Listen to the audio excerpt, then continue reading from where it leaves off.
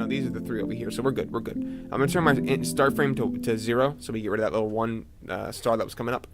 Now, if we play this, you can see that it looks pretty sweet, but I do want to bump up the number of particles to a mistake of 100,000.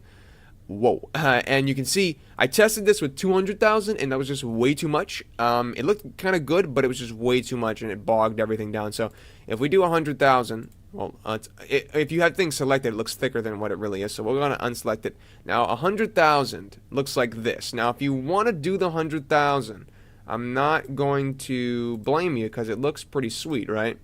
Turn the pass part all the way up so we can't see any of that stuff we don't need to see in the camera tab there.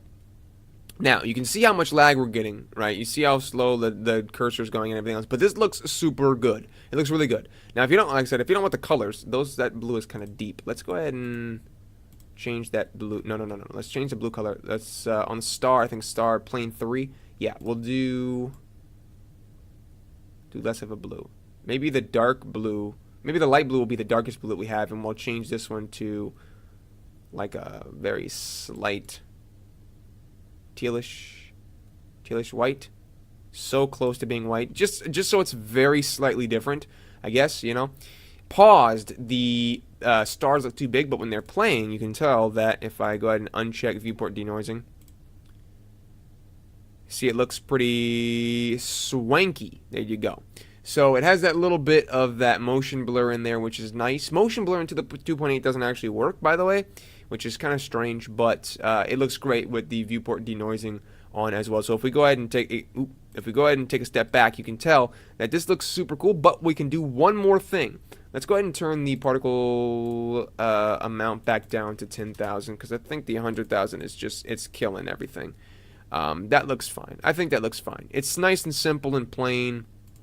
We'll go ahead and select. Let's go back to solid viewport shading so I can see what I'm doing. Turn our overlays back on. Now with these 3 stars back here, we can actually do something pretty cool. We can actually scale these, and the particles over here will scale as well. So you see I'm scaling them on the y-axis, and the actual particles are getting bigger as well. So if I go ahead and go to maybe frame 80, and then hit SY and scale these bad boys down super small, like this, hit S, scaling, and then we'll go to maybe a frame 110, SY, and scale them up super huge like that, then they'll get bigger. And we'll hit I, scaling. Now if we play this animation, we're in the viewport shading, turn our overlays back off, you can see super small, super small, super small, and bigger, which is a super cool way of getting that kind of long star effect, which I guess is what this is called. So if you kind of want it to go, you know, pretty smooth, and then all of a sudden just like boom. Actually, we can make that transition smoother too, shorter too, so it really hit you in the face. We'll go ahead and do something like that and move those keyframes together, like boom. Oh yeah, that was like hyperspeed right there. We can actually even change the. I think we can animate that value in the particle system. I think we can animate the velocity value.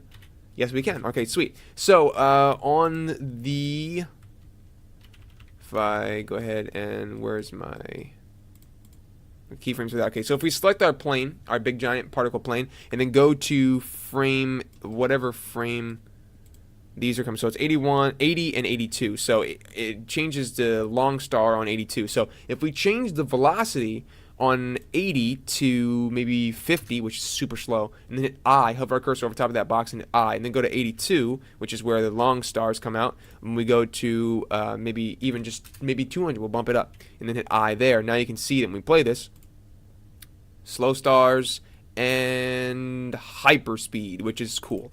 So let's go ahead and actually move that closer. So we'll actually have that kick in one frame. So instead of going, we'll go from 50 on 80 to 50 to 81, and then 200 for the velocity, which is nice. So we'll got super slow, and hyperspeed, which is pretty cool.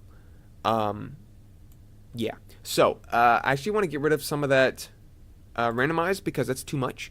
I think what we'll do is we'll animate this as well. So on frame 80, this will be 0. Hover our cursor over top of that, hit I. 81. We'll change the randomize to 1. Then hover our cursor over top, hit I on our keyboard. Now, this is pretty sweet. So we have the regular speed and hyperspeed, which is super cool. And we can always bump our amount of particles up to just maybe double this, maybe even 3 times. So 30,000. And I think that's going to be it for today's tutorial. That is our Star Trek long star effect, right? Oh, that looks so cool. So yeah, that is it. You can also have the camera facing away from the stars, and if I do that really quickly, you can see, let me grab the camera, RZ180 GY, move it right there, and if we have that effect, you can see that it looks cool as well, but it's not like how Star Trek is. They don't go away from, I mean, I guess sometimes, I don't know, maybe they do sometimes, I'm not sure, but that looks cool too. It just, they go away from the camera instead of towards it, but either way, it looks cool. I hope you enjoyed it. I hope you learned something new today. Go make some Star Trek stuff. I'll see you in the next tutorial, but until then, bye bye.